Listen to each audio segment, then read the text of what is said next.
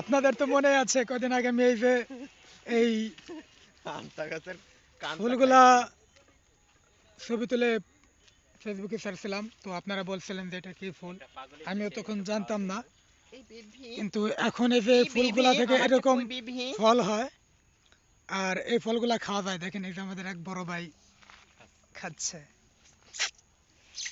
কি টান মারে রে। মানুষ তো গাঁজা ঘাস এরকম টান দেয় না। এদের একজন। মনে হচ্ছে অমৃত খাচ্ছি বল। আহ কি মিষ্টি। আর সত্যিকারে ফলটা অনেক ভালোই লাগে খাইতে, কিন্তু তুই আমার কাছে একটা ভিডিও করছিস, আমার দেহ দেখা যাচ্ছে না তাই। কিন্তু এই পাকাগুলা ভিডিওর জন্য ছাড়িস না। পাকা তা নাই, ঠিক আছে, এই যে আগে একটা তো পাকা, বলছি নিজে একটা এই যে একটা পাকা। ও মাই গড, দেই দিস ইজ ওটা নষ্ট। নষ্ট না, ফেলে দেবো, ফেলে দেবো। এই যে একটা পাকা, এই পাকাগুলা খাইতে অনেক ভালো লাগে।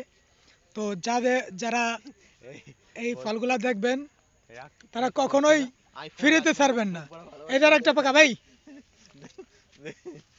বুক ভরা ভালোবাসা দেবেন এই গাছগুলাকে ভাই। এই যে পাকা, হ্যাঁ, নেন দেন। এই বাইরে একটা খাবো,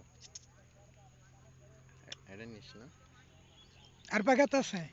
আল্লাহ গো, সবাই এই গাছটাকে একটু মর্ম দিয়ে বা একটু ভালো ভাই। এটা ফান্তা গাছ বলেন।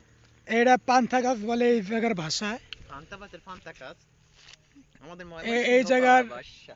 পান্থা নামে চেনে মানুষ, আপনারা কি নামে চেনেন জানি না।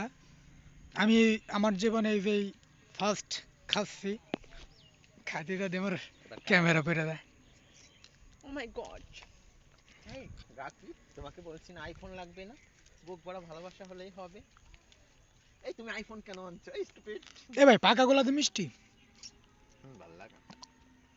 আর ভালো লাগে না। বিসি কি করবো, খাই ফেলাবো। হুম, বেশি কি ফেলেন? হুম। রাখি বেশি তো হিল্লা লাগে। এই ওই জায়গাও আছে।